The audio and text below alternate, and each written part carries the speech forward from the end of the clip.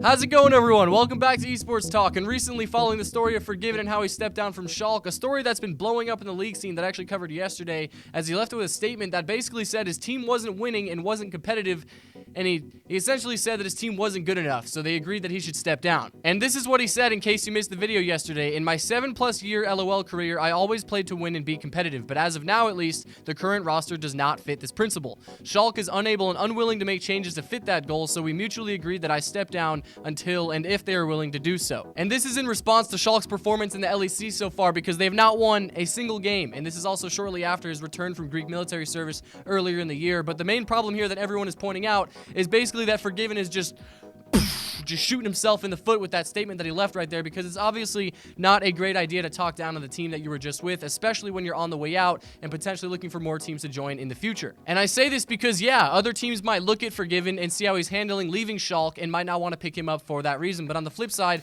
there are people defending him as well, saying he's a great AD carry, and there might be some truth behind his issues with the team. But yeah, I imagine it would be very tilting to be one of the better players on your team while none of your team is showing up at all, especially after returning from military service. Like, hey everyone, it's me, I just got back, let's win some games.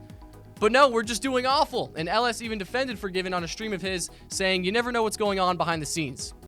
An entire community and everyone just shitting on you for things that we don't have all the information of is so...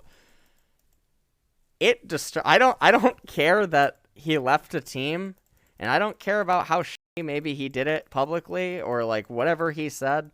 We can never know the extent of what is actually going on behind the scenes. And I know that firsthand. I know that very, very well firsthand, that you cannot know what is really going on. So until shit actually comes out, I think it's really, silly to comment. There's a person, you know, behind that Twitter account. And, that person's been a part of this scene for years. So you can say what you want about FORG1VEN, but LS is right. You never know what's going on internally. And by internally, I mean up here, but also just within the team. Not that that entirely justifies FORG1VEN's statement. However, it does put you in his shoes a little bit. And LS made it very clear that he was not defending FORG1VEN, but just putting it into perspective that there is a human being behind that computer monitor. There is a real living soul behind it that is getting attacked by an entire community. So, of course, let me know how you guys feel about it. Drop some comments about the whole FORG1VEN situation. Next up, we'll be looking at a video regarding Bjergsen, where he says that he will retire when he feels like he's no longer the best.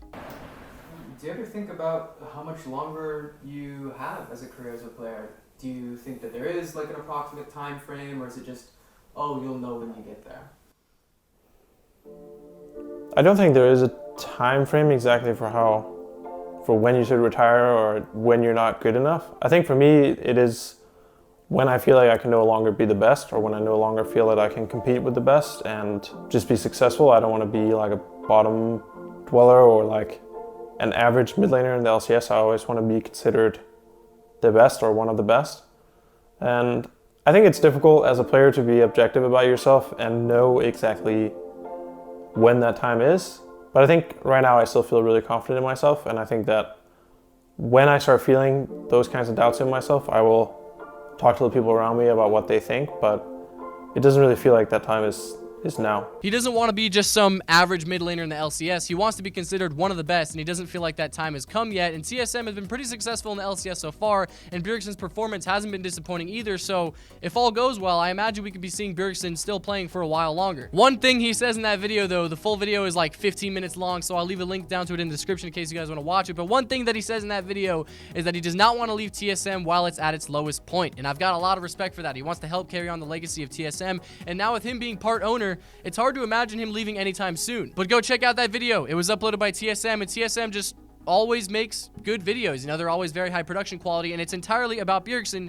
So if that interests you, go check it out. Thank you all so much for watching. I hope you enjoyed this video. I'll be seeing you all very soon. Today is Friday. Today is Friday. Woohoo! Enjoy your weekend, guys. Thank you all so much for watching. I'll see you guys next time. Bye-bye.